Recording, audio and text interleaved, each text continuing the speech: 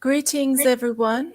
A very warm welcome to this session, which is a part of the year-long Rome Med Dialogue Initiative, co-organized by ISPI and the Italian Ministry of Foreign Affairs and International Cooperation. My name is Sara Bazubandi, and I have the pleasure of moderating today's session. Since the October 7th Hamas attacks on Israel, there's been speculation about the extent of Iran's long-standing support for the regional militant groups, the consequences of this support for Tehran, and the strategies which Iran might adopt in the aftermath of the war in Gaza. Since the beginning of the crisis, the regime in Tehran has expressed its full support for Hamas and indeed willingness to continue its support. And other Iranian-supported regional militia groups across the region, from Lebanon to Yemen to Iraq, have also been extending their supports and indeed threatening to attack Israel.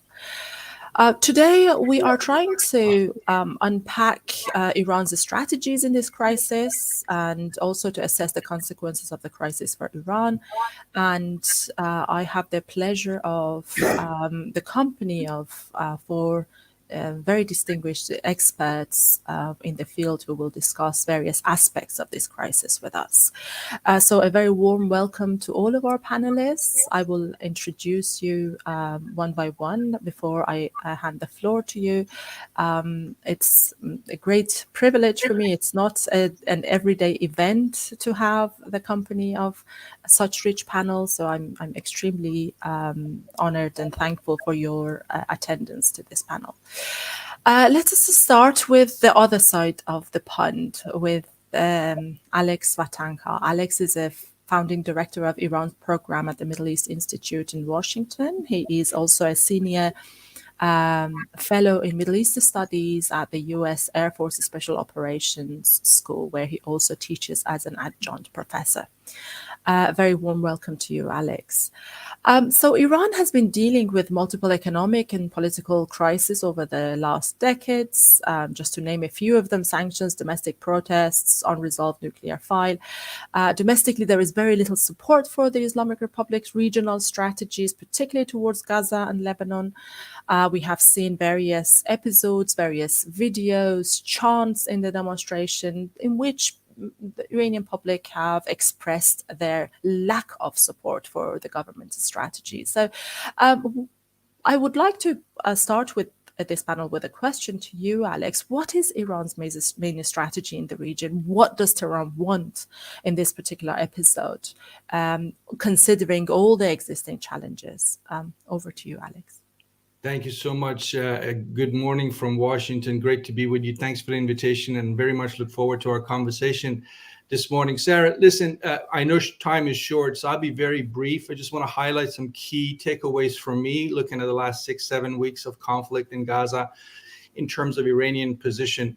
I'd like to say a few words in terms of what Iran is happy with, what Iran fears, but I also like to sort of throw out the potential for an opportunity that this conflict has generated for Iran to fundamentally rethink its position on Israel. I doubt very much the regime in Tehran will take this opportunity, but I think it's worth mentioning what that opportunity is.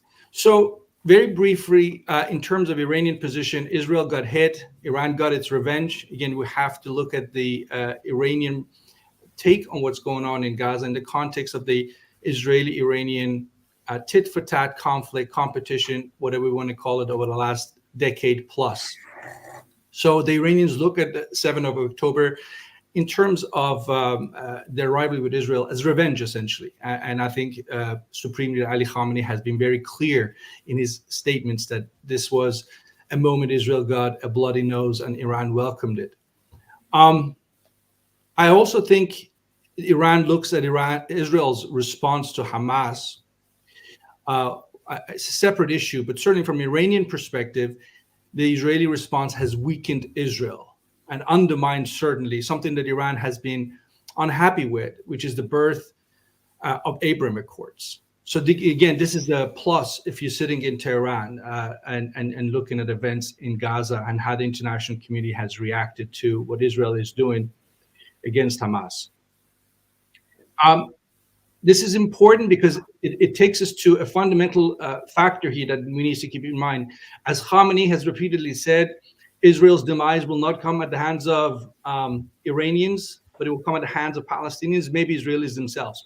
So Iranian position on Israel-Palestinian conflict, at least in terms of rhetoric, is that this is a long-term game.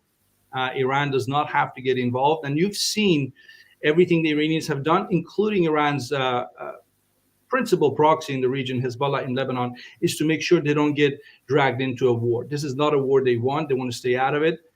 And I think that has been true throughout this conflict. Let me talk about the main two fears.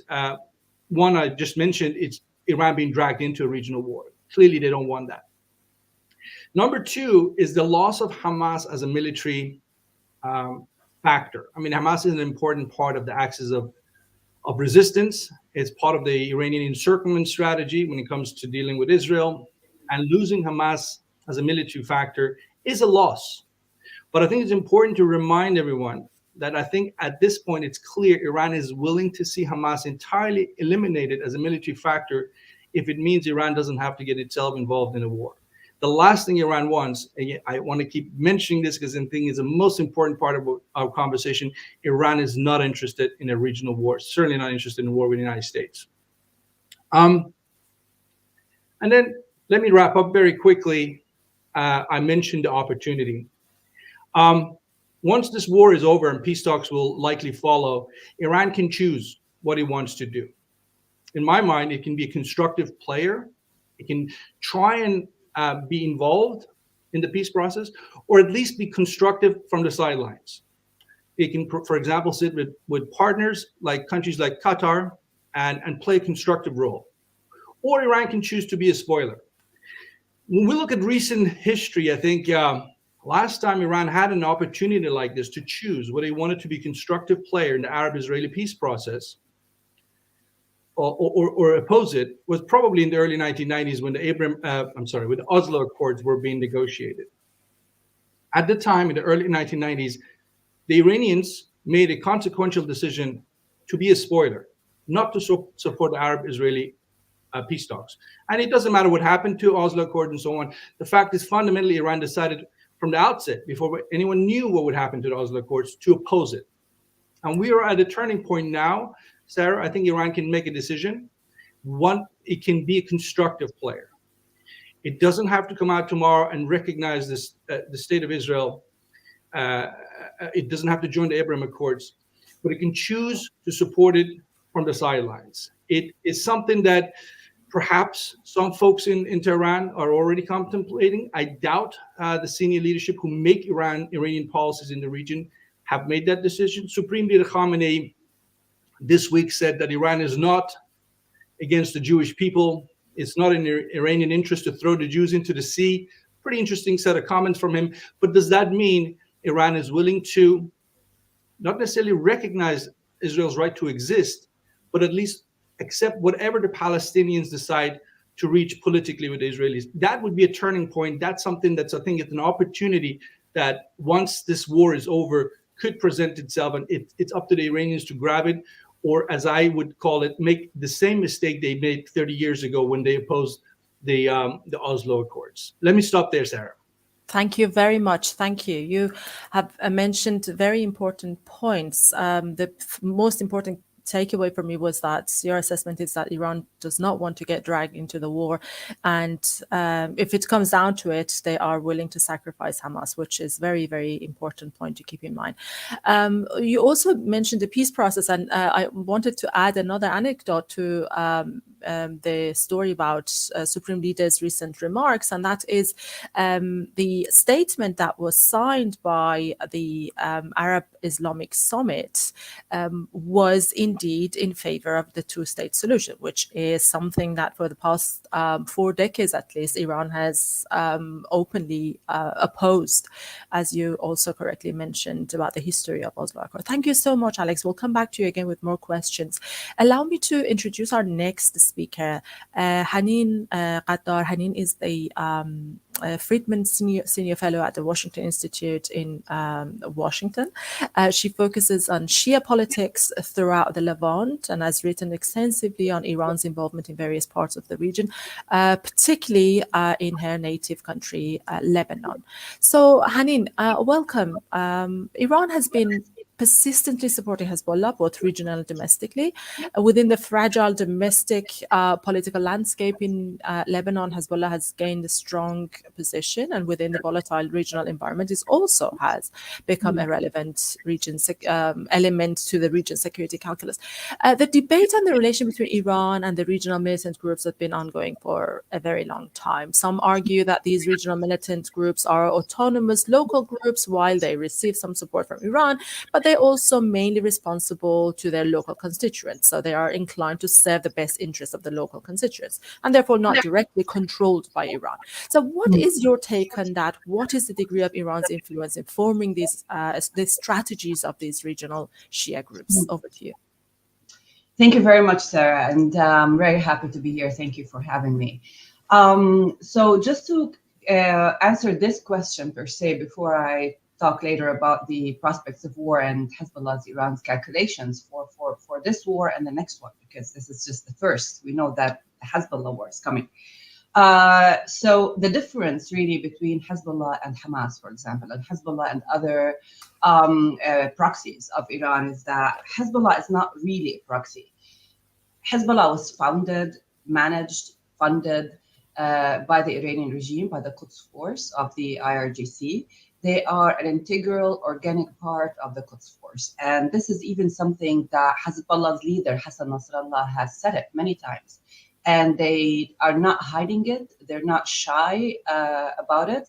They are actually proud of it. And they've talked about it many times, that they are part of the IRGC Quds Force. That separates them from the rest of the proxies in terms of how to do strategies and how to assist Iran in logistical and training and managing other proxies. Hamas is a proxy. That's the difference between Hezbollah and Hamas.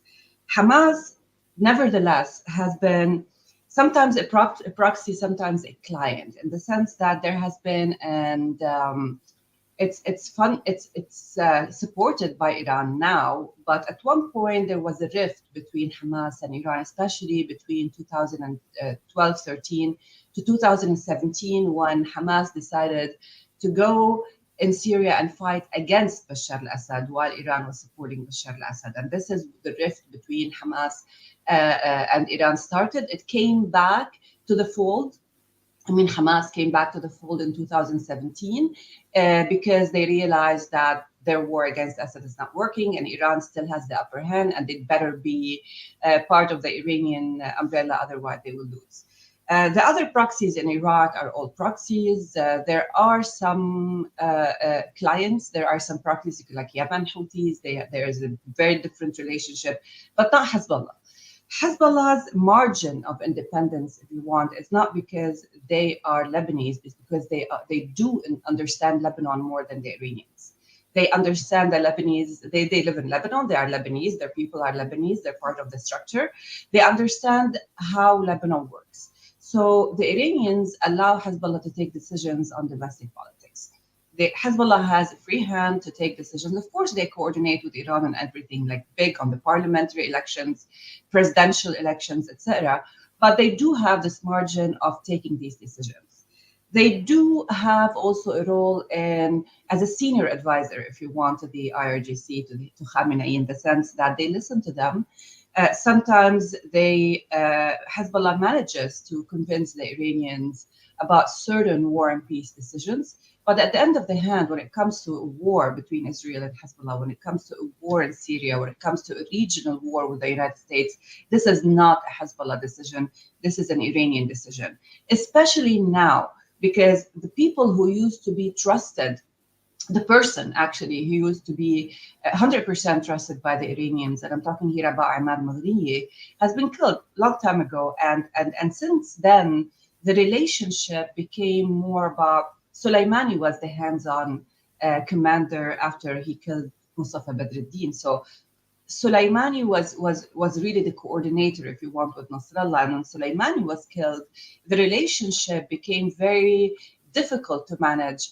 And Iran became more like hands-on. Like today, for example, Erdogan forces in Lebanon, which is the elite forces in Hezbollah's fighting force, is managed by an Iranian Lebanese, is directed by an Iranian Lebanese. Most of their very important operations, financial operations, military operations like Erdogan forces, the coordination with Hamas, meetings with Hamas, it's always attended by an Iranian.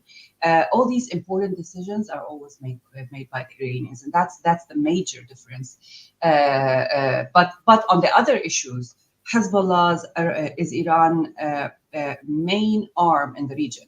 So they trust Hezbollah completely in training, in managing, in directing all the proxies. So they are like the regional manager of the proxies in terms of operating, who's managing and operating and training the Syrian forces, the Iraqi forces. Even in Yemen, the Houthis has been trained by many times by Hezbollah. So it's a very, very different relationship. And Iran still is it's a structure. It's not a political party, it's a structure, military structure, where the commandment is Iran. Thank you very much, Hanin. Thank you. So very, very important takeaways from your remarks. And the most important one and the most alarming one for me was, in fact, when you mentioned Hezbollah war is coming. So we're going to get back to that, and we're going to talk about that in the next round. But allow me to now move on to our side of the pond, go to our third speaker, Professor ANOUSH EHTESHAMI. Very warm welcome to you, Professor EHTESHAMI. It's a great pleasure to have you today. Professor EHTESHAMI is the Professor of International Relations in School of Government and International Affairs of Durham University in the UK. Also Nasser Al-Mohammed Al-Sabah, Chair in International Relations and Director of Al-Sabah Program at Durham University. He also is Director of the Institute of Middle East and Islamic Studies at Durham, amongst many other great achievements in his fields. Very warm welcome, Professor EHTESHAMI. Thank you. Amongst various topics that you have covered over the years of your amazing career, you have extensively worked on Iran's defense strategy, Navy, ballistic missiles, cyberspace. In recent years, various events have highlighted the advancement of Iran's defense strategy. For example, export of drones to Russia in the war in Ukraine, the cyber attacks on Albania, not to mention Iran's nuclear program. In November, also, International Atomic Energy Agency announced that Iran's stockpile of uranium enriched to up to 60% has grew to 128.3 kilograms, which is apparently roughly 3 times more than what the agency defines as theoretically enough if enriched further for nuclear bomb. But what is, I'm raising all of these points to get to this key question. What is your assessment on Iran's military buildup, and what do you think post October the 7th would be most significant threats from Iran's military buildup into the region? The floor is yours. Thank you, Sarah. Can I add my thanks to you, to ISPI, Ministry of Foreign Affairs, and also, of course, this fantastic year-long program for organizing the panel, for having me amongst these wonderful people. Also, by the way, I've relinquished the running of the Institute to another much more capable colleague than myself, so we can take one thing off of my shoulders. Yeah, what is Iran's defense strategy? I think, we don't have that long. So we need, first of all, defense complex is not a new thing. You can, in modern era, it goes back to the 1920s when Reza Shah was negotiating creation of a military industrial complex in Iran. But the foundational stones were laid in the 1960s with assistance from the United States and Israel, as it happened to be, as well for Iran's missile program, and the revolution happened and so on. So that, if you like, experience, infrastructure was there after the revolution, but it was the war that really changed Iran's thinking about military hardware for 2 reasons. First, that after the revolution, Iran lost almost complete access to its traditional suppliers in Europe, Britain in particular, United States, but also used to import odds and sods from the Soviet Union and elsewhere, all of that dried up immediately, and it had to rely on cannibalism, cannibalizing weapons, reverse engineering some of the weapons, stealing them, pinching them from other places, and also using Iran's vast reserves that the Shah had created as well. The other strand was for it to find other ways of waging war, which wasn't dependent on high-powered, sophisticated weaponry. And it is the lesson in that has now led to proliferation of Iran's missile program that, as you rightly say, is large, it's extensive, multi-layered, and also extends beyond the region. We've already heard from Han about Hezbollah. Hezbollah has Iran's missiles. Hashashabi in Iraq does. The Houthis, as we know, already tried to firing them at Israel. And these have their origins in the alliance between Iran and North Korea for missile development, importation of missiles from Syria and from Libya during the Iran-Iraq War, and Iran's ability to begin to internalize some of the processes and technologies of making such advanced systems at home. The reason it did it was because it couldn't really compete with the air power of its neighbors. It couldn't compete with the naval powers of its neighbors, and certainly not with the Fifth Fleet being based in Bahrain. And it needed to find alternative responses to deter Iraqi aggression in particular, but also in the 1990s, it began to turn that into a whole new range of military-industrial complex strategies. Militarization acquires a life of its own. Once you begin to make weapons, Turkey, Israel, Indonesia, Taiwan, South Korea, India, Pakistan, Argentina, Brazil come to mind. The minute they begin to master a particular aspect of military development, it kind of acquires a life of its own. In Iran's case, because of sanctions and lack of access to sophisticated military hardware, I'll put a footnote there, of course, because it has received hardware, MiG-29s from the Soviet Union in the early 1990s, and they're about to receive MiG-35s, also from Russia, as well as some Mi-28 attack helicopters. But, I mean, you look at the gap from the 1990s to now to see what a vacuum of military sophistication Iran has been suffering from. And so in response to that, therefore, it has invested heavily in domestic R&D, domestic production, proliferation of range of missiles, and as you mentioned, drones, as well as cyber security attacks as well. And they have now acquired a life of their own. Russia's aggression in Ukraine has enabled Iran to showcase its drone power. They have given drones to other non-state actors in the region, but also are teaching some of their allies in the region how to make these weapons. Hezbollah is an example of this. Houthis in particular are the other of this.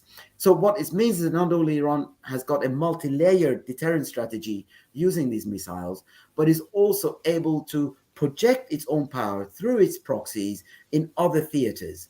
Hezbollah against Israel, Hamas against Israel, Houthis against the Saudis, against Emiratis, against Americans, now also against Israel. And in a sense, it can kind of stand back, as it has done in this current war, and say, don't look at me, Gov.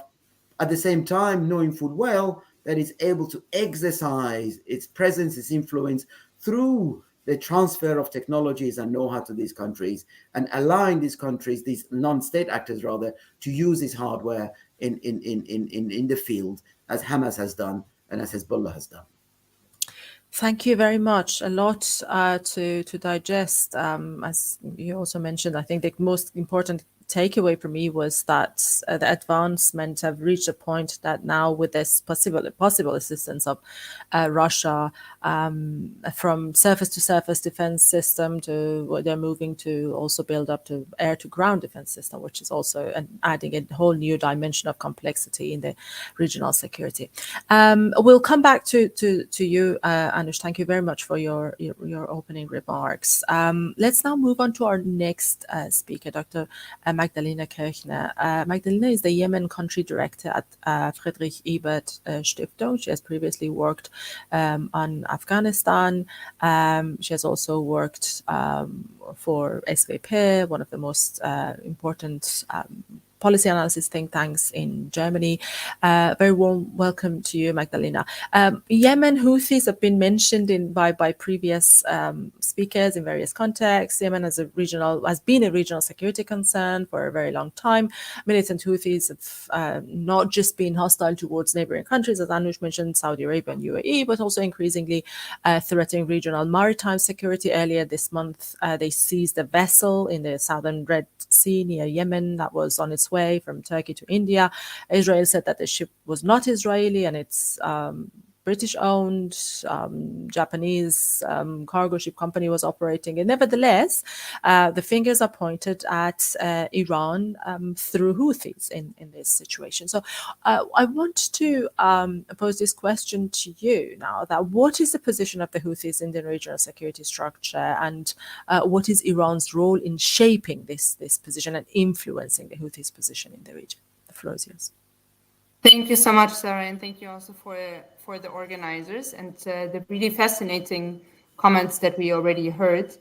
I think for the Houthis' position, one important thing was already mentioned, and that is nearly all of the stakeholders in the region, including the big ones, China, Russia, and the United States, do not have an interest in expanding the war in Gaza beyond the immediate arena of conflict. And that gives the Houthis a bit of the benefit that they can attack clearly Israeli targets. I mean, they have hit Israeli territory, they have hit Jordan, although a bit accidentally. And they have targeted, as you said, maritime security with the clear indication to hit Israeli targets, to also hit US targets. So far, there was no retaliation to be observed.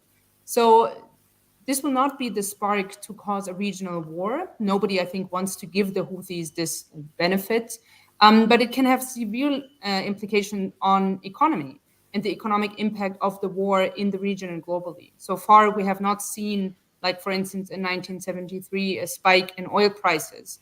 But the threat to maritime security, because the Houthis can target every target in the Red Sea, in literal states, but also ships in the Bab al-Mandab, which is a lifeline for fossil fuels, especially for oil trade to Europe, to Asia. This could have a disruptive effect. But that would actually also hit the Houthis' interest themselves, because they are one of the biggest beneficiaries of this ambivalence dynamic that we have seen in the past month, and that's both the normalization, especially between Iran and the most important Gulf states, and Russia's war in Ukraine, which have increased the focus also of Western countries on energy security. And it gave, like, the Houthis a lot of leverage, because, as I said, they have now the military capabilities to disrupt energy security in very kinetic points. And I think this brings me to the question of Iran and Houthis and what are the interests. I mean, it was already mentioned, for Iran, the Houthis as an ally are an easy instrument or tool, the alliance, to project power into the Red Sea, to deter potential and actual rivals in the Arab Gulf. For the Houthis, who I would not see necessarily as a proxy, but more an ally and certainly a recipient of Iranian support, it's twofold. First, we have military and technological support in the past decade that was already mentioned, which allowed the Houthis to develop. In some, now we have also homemade or their own fabrications, but to import weapons that can strike targets within the range of 2,500 kilometers, and it's extremely long for a non-state actors. That was achieved with Iranian support. There are reports of military advisors being there, so guidance, technology. I think these are the most important and the most important part. But secondly, the Houthis also heavily rely on the narrative of the axis of resistance, which certainly was revived after October 7th, and the revolutionary momentum provided by them through the Iranian Revolution. As you might know, the slogan of the Houthis is death to Israel, death to America, both countries that the Houthis themselves have never fought wars with. So for them, actually, October 7th became a lifeline to allow themselves to demonstrate the military power that they have, and at the same time to show that they're still part of a revolution. And that is against, maybe that's like another or final like background information, the Houthis are heavily in negotiations with the Saudis, with the support of the United States, to normalize their power, which they took by force in the north of the country in 2014. And for this, they are under pressure by their own population, or the population that they control, because the war against Saudi Arabia, or the Saudi air campaign especially against the Houthis, was one of the key tools for the Houthis to mobilize domestic support. Now, since April 22, it's quiet. There is de facto a ceasefire between the Saudis and the Houthis. And the Houthis have become extremely rich through the end of the blockade, especially through the port of Hodeidah. But so far, there's not really a resource sharing with the people under their control. Quite the opposite, the regime has become more and more repressive. So there is dissent. That there's questions about the Houthis, how committed they are to fight against Saudi Arabia, or maybe they will just allow themselves to be bought off. And having a war, an external war, where the Houthis can use like extremely hostile rhetoric, can show themselves as part of a revolutionary global movement, that is something that certainly strengthens the more radical forces without, and this brings me to the end, without having to give up the internal pressure on the internationally recognized government in Aden, and at the same time risking the normalization talks with the Saudis, who are not interested in resuming military action, given the fact that they have the Vision 2030, given the fact that they want to host big events and have no interest to see the rockets that are now fired in targets in the Red Sea on Saudi territory again. Thank you very much, Magdalena. Yes, you mentioned a very important dimension of the crisis around and inside Yemen, which is the tension between Houthis and Saudi Arabia, which in your assessment is not completely addressed, but so far there is a de facto ceasefire, but that could by some unpredictable events, perhaps, or maybe some predictable events could get out of hand. We'll come back to you again with more questions. Now I would like to go back to the speakers with a few more specific questions. Let me start with you, ANOUSH. You observe GCC at domestic and international level. You observe Iran-GCC relations. Alex also rightly mentioned the future of Abraham Accord, normalization, diplomatic relations between Saudi Arabia and Israel, which is now perhaps a little bit delayed, if not completely off the table. But there is also another normalization in the background, and very shortly before this crisis, that was the normalization of diplomatic relations between Iran and Saudi Arabia. Of course, President Raisi was invited to Riyadh for the summit. He received red carpet reception by Saudi Crown Prince.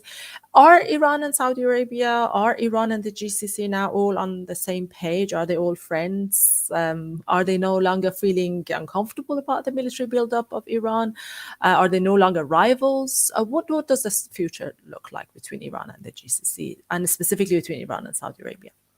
The only one that I can say yes to is the last question, that they're no longer rivals. I think that is receding in the background because Iran doesn't want to confront these countries if it can help it. It certainly doesn't want to pick a fight with the Saudis now, given what you've said. But with every step that Iran takes, it further compromises its revolutionary principles, as it were. So you alluded to the Riyadh Islamic Conference meeting earlier, and you rightly pointed out, none of Iran's demands were met, and the final communique is very clear in terms of there will not be a boycott, there will not be a severing of diplomatic relations, there will not be anything but a two-state solution in the last outcome of whatever relationship established between the Palestinians and Israel.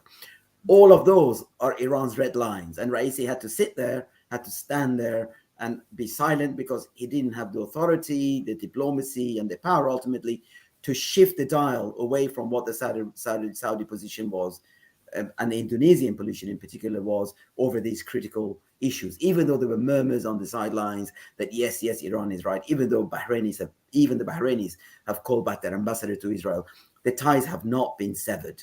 And when the dust settles on this, I suspect that Riyadh and Tel Aviv will begin to talk to each other again under the auspices of some American dialogue. So, having said all that, therefore, Iran is vulnerable in what is going on. It is clear to Iran's neighbors that while it had the chance to escalate, getting Hezbollah involved, for example, directly, to assist Hamas directly, to open a different front against the West as well, it didn't. It didn't. And from very high down, the position was, we didn't start this. There's nothing to see here. This is not our war, even though we support Hamas. You know, if you're a Hamas soldier, you turn around and ask, well, exactly what does, in material terms, does your support for us mean in this campaign against Israel? So it has now much to lose regionally, but also remember, the country that brokered the deal between Iran and Saudi Arabia was China. China is a direct stakeholder in this bilateral relationship, and the last thing that Tehran wants to risk is some icing its relations with Beijing. It desperately needs Chinese support. It has now hung its shoes on the Chinese multilateral framework for Asia. It's a paid-up member of the Belt and Road Initiative and so on, and it cannot really afford to compromise Chinese diplomacy in bringing Iran and Saudi Arabia together over the altar of a Hamas war against Israel. But also beyond that, American and now British military forces have built up around the Eastern Mediterranean, in the Persian Gulf, and Iran cannot open that front against those either, because they're waiting for an opportunity to maybe reshape the Gaza theater in a way that can then compromise Iran, and Iran obviously does not want to be caught in that. Thank you very much. Let me come back to you, Hanin, with my next question. Alex mentioned Iran is not wishing to be dragged into a war. You also mentioned that Hezbollah is an extension of IRGC Al-Quds Force, basically. And you also mentioned that the war of Hezbollah is coming. Your last comment about the war with Hezbollah coming is also somehow matches with what I observed from the senior members of Iranian political elite. For example, Ali Reza Panahian, who is a very close figure to the Supreme Leader's office, said, the resistance front is going to step by step start attacking Israel to exhaust Israel. So what is going to happen? What's your assessment? What is the next move by Hezbollah? Okay, so yes, I said the Hezbollah war is coming not because Hezbollah and Iran wants it, because the deterrence understanding around the border has died after October 7th. So let me explain. I think what happened is that the Iranians, Hamas, Iran, Hezbollah, on October 7, they made two major miscalculations, and they thought, and then they had to shift their strategy afterwards. The first miscalculation is the number of hostages that Hamas took inside Gaza, Israeli hostages. They thought that this would deter Israel, because that would be just like a way of telling Israel, like, bombing Gaza might harm the hostages, and this is a way of bargaining. So that was a big miscalculation, because it did not deter Israel. The second big miscalculation is the American response. And the American response, basically the military deployment in the Middle East, they thought, the Iranians thought that Israel would be deterred. There won't be like a serious war on Gaza. There will be some confrontation. America is too busy with elections. Ukraine, Russia, China, Biden's administration and Netanyahu government are not really good friends. The American response was not expected the way it was. So this was another miscalculation. When they realized that Israel is not deterred, America response was like, we're back big time to the Middle East, they shifted their rhetoric from we're all going to, like free Palestine, Israel is losing, to Iran and most of its proxies, especially Hezbollah, recalculating and recalibrating everything, saying, like this is a Palestinian war. And it's telling that the fact that Hassan Nasrallah, who is actually like leading the war on the border today, took so much time to actually say something and at the end didn't really say anything. That says a lot about that they really needed time to rethink everything they were going to do. The plan was to overwhelm Israel from the United Front. Remember the whole, since April 2023, when the Haniya was in Beirut and the Iranians were there and Hezbollah, they started this joint operation room and afterwards declared the United Fronts. And their plan was use this United Front from everywhere, like speaking of the Golan Heights, Lebanon, Yemen, even Iraq would go to like Syria, the Iraqi militias, and really overwhelm Israel with a United Front to the extent that they would have to compromise. This shifted drastically, and then the United Front is not united anymore. And yes, as Alex said, Hamas was sacrificed actually already sacrificed by the Iranians, in the sense that they were told that you are on your own now and we're not coming to assist you. However, because Hezbollah is like, what does like United Front mean? It means the core of this United Front is Hezbollah. And this brings me to the issue of Hezbollah. For Iran, the most valuable asset in the region is Hezbollah. And the most valuable asset of Hezbollah is two things. It is the precision missiles and precision guided missiles, which they do not have so many of, but they're very effective. And the Radwan forces, which is the elite of Hezbollah fighters, which is like basically the core of the fighting force of Hezbollah and many proxies. So these are the most two important assets of Hezbollah, and Hezbollah as a part of the structure is the most important asset for Iran. And their job has shifted drastically since the Arab Spring, if you want, since Iran went to the region, since Syria, since Yemen, from actually be part of the resistance against Israel's strategy, to be the main front line to protect Iran and Iran's interests inside and outside Iran. Iran is ready to sacrifice Hamas. It has already sacrificed Hamas by like telling them you're on your own, but Iran will never sacrifice Hezbollah. This is the red line for them. So what does that mean for when I say, Hezbollah's next? Hezbollah has shifted its strategy after October 7 drastically to say, like, this is the border. We're going to play around the border. Every hit that goes a little bit beyond, they allow Hamas to claim it from Lebanon. And this is our game. They're trying to tell everybody that we would like to keep this deterrence understanding between Israel and Hezbollah.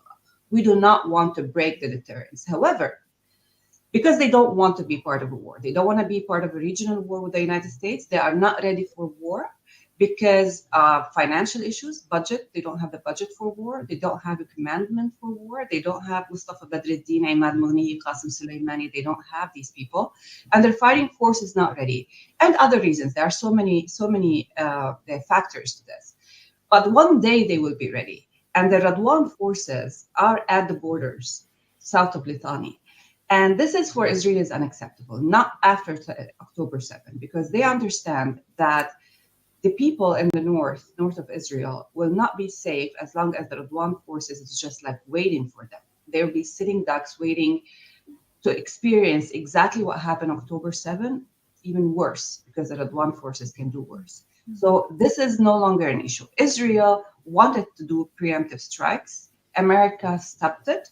But after Gaza, I think there will be something, not necessarily a Gaza war, something will be done to deter Hezbollah. It can take many shapes, a war, or, diplomacy never works with Hezbollah, let's be clear, and war is vicious. There should be something in the middle, more pressure by the Europeans, more pressure by the Americans, a united front, a coalition, actually, against Hezbollah and Iran's proxies. There should be a coalition, not necessarily a military coalition, but a united front with a clear policy about all Iran's proxies in the region, but mainly Hezbollah, because this is the next war, and serious pressure should be, force and pressure should be used, because that's the only way they understand.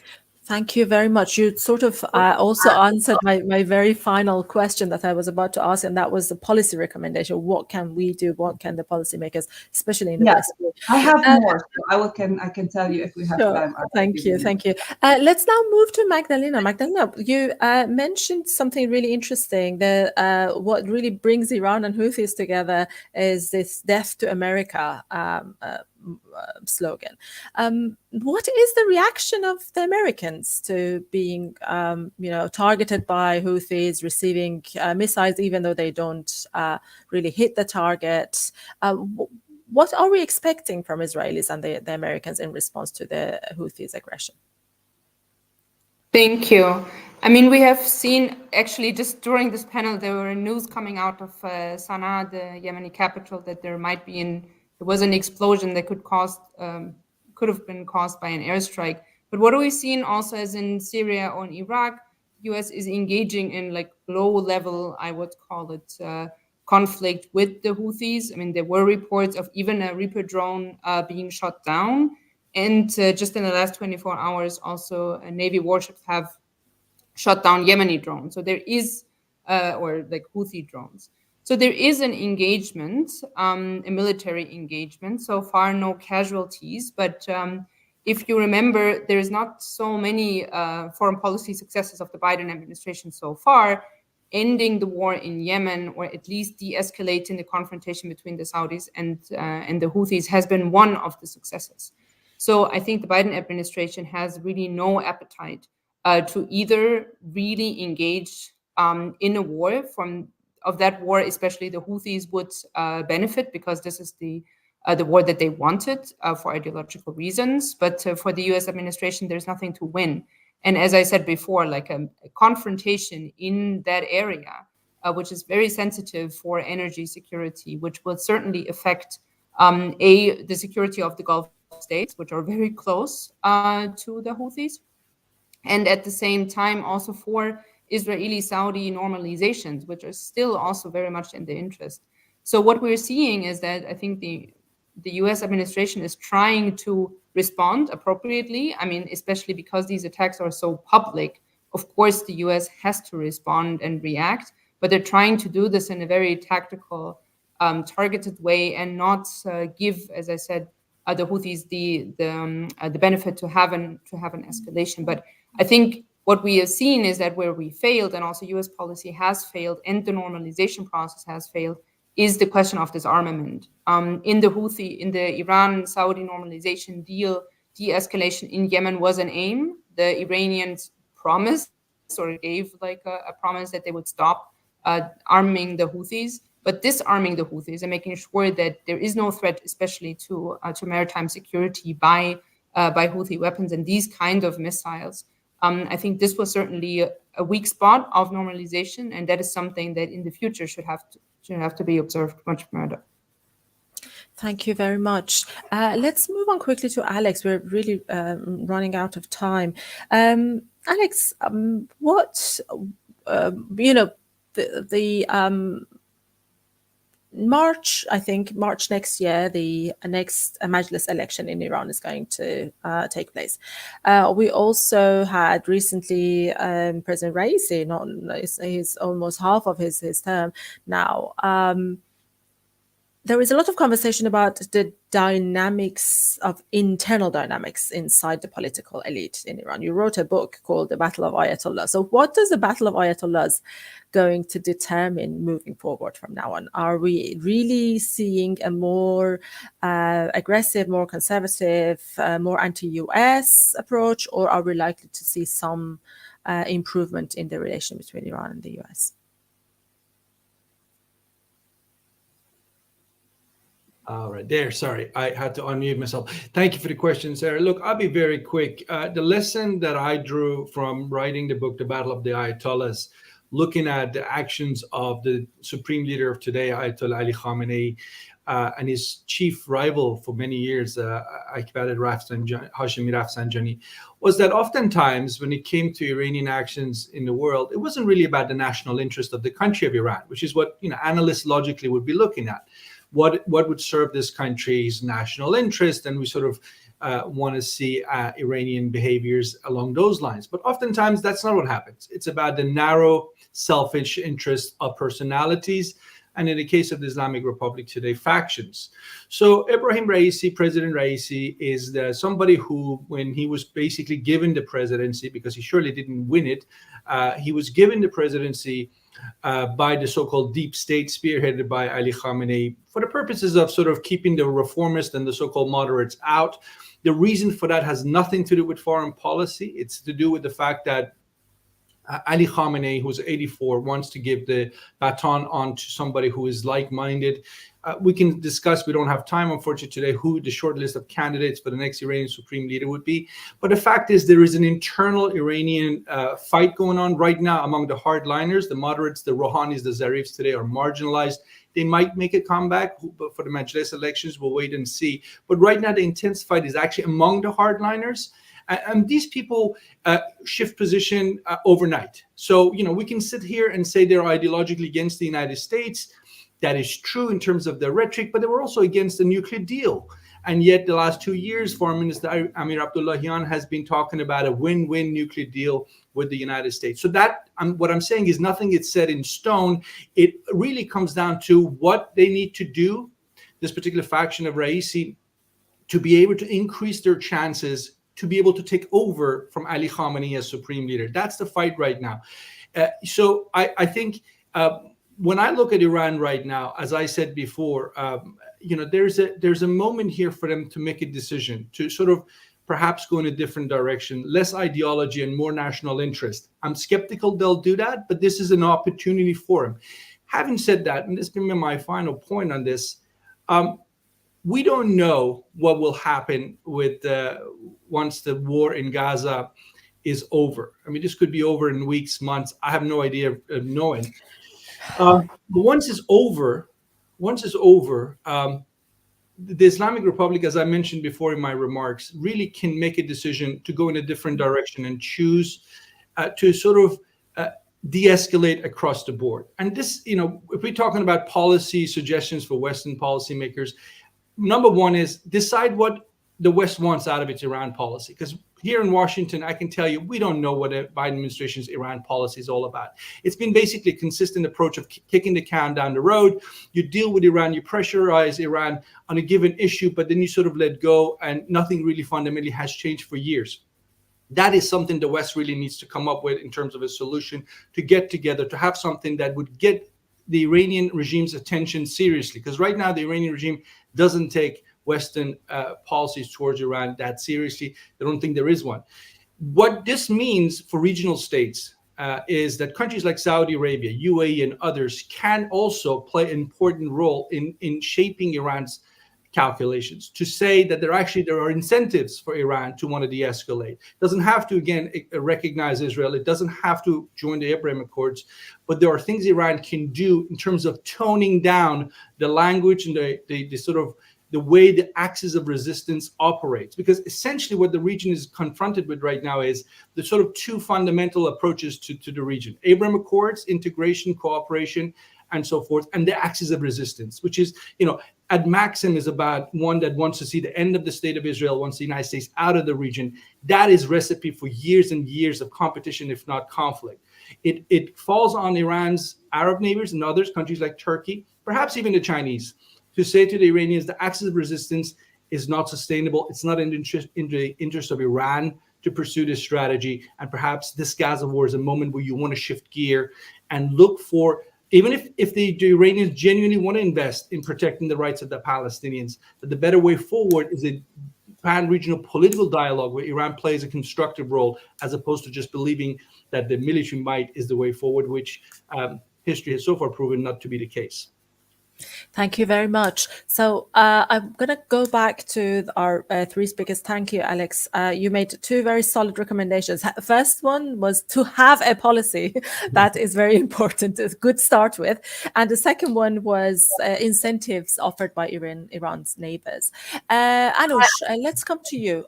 If you were to today, hopefully somebody in Brussels, somebody in Berlin, somebody in London would be listening to what we're saying. What would you recommend to address the issue of Iran at the regional and global level? Do not let Iran remain isolated, because you give it freedom of action. Thank you. Magdalena, to you. As I said before, I think especially for the EU to engage with the regional states on the question of arms proliferation, I think it is something we observed the trend, we observed the process, but we didn't really factor in the end result of it. And that is that a lot of non-state actors in the region have a lot of assets that can disrupt many things that are important also to European and Western security. And I think that deserves certainly much more attention. Thank you. Hanin, final word to you.